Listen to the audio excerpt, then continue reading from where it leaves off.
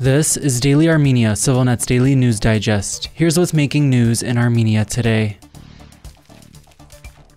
The spokesperson for Russia's foreign ministry has indicated her country remains willing to mediate further normalization talks between Armenia and Azerbaijan, while again criticizing deepening European involvement in the South Caucasus as unproductive. "We stand ready to continue hosting negotiations," Maria Zakharova told reporters today, adding, "We view the conclusion of a balanced peace treaty between our allies as a prerequisite for building an indivisible security architecture and sustainable economic development in the region." Responding to the comments, the spokesperson for Azerbaijan's foreign ministry, Ayhan Hajizada, told Russia's TASS news agency his country is always ready for negotiations. There was no immediate reaction from Yerevan. Continuing, Zakharova slammed the European Union for its landmark decision earlier this week to greenlight nearly $11 million in non-lethal military aid to Armenia, saying the move puts the region on a course toward militarization and confrontation. "There are no such examples where the Peace Fund has actually contributed to a peaceful resolution of a conflict," Zakharova quipped, referring to the name of the EU funding instrument where the assistance will come from. Those remarks echo comments earlier in the week by Azerbaijan's Hajizada, who called Brussels' decision to aid Yerevan an erroneous and dangerous step.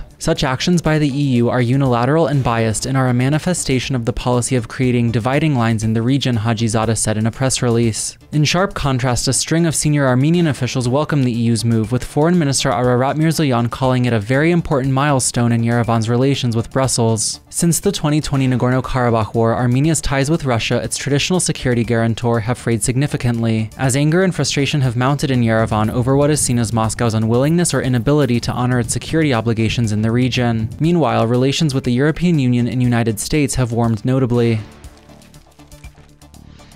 Law enforcement authorities today reported busting a drug ring in Yerevan and foiling an attempt to smuggle prescription medicines into Armenia from Georgia, drawing renewed focus on the country's rising crime rates. 3 Yerevan residents were arrested last week in connection with an alleged operation to sell large quantities of cannabis and methamphetamine, Armenia's investigative committee announced today, adding, "Criminal proceedings have been initiated." Meanwhile, the State Revenue Committee said today it had foiled an attempt to smuggle more than 60 kilograms of prescription medicines into Armenia overland from Georgia, with 1 Armenian national arrested. The cases have drawn renewed focus on Armenia's crime rates, which have doubled since Prime Minister Nikol Pashinyan came to power in 2018, according to official figures reviewed yesterday by Radio Azatutun, RFERL's Armenian service. That has largely been driven by surges in drug trafficking cases, gun-related crimes, and deadly traffic violations, Azatutun found.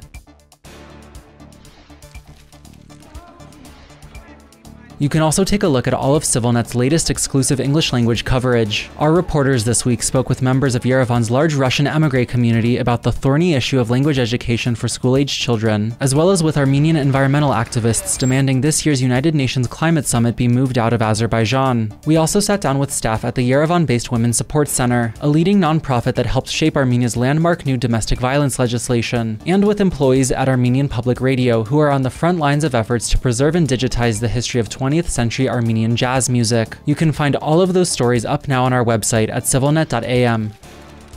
And finally, the CivilNet number of the day is 250. That's the number of new buses that Yerevan municipality should buy in order to complete years-long efforts to completely modernize the city's public transportation fleet, according to Mayor Tigran Avinyan, who gave the figure at a press conference today. He did not give any timeline. And as always, please follow CivilNet for the latest news and independent reporting from our contributors on the ground here in Armenia.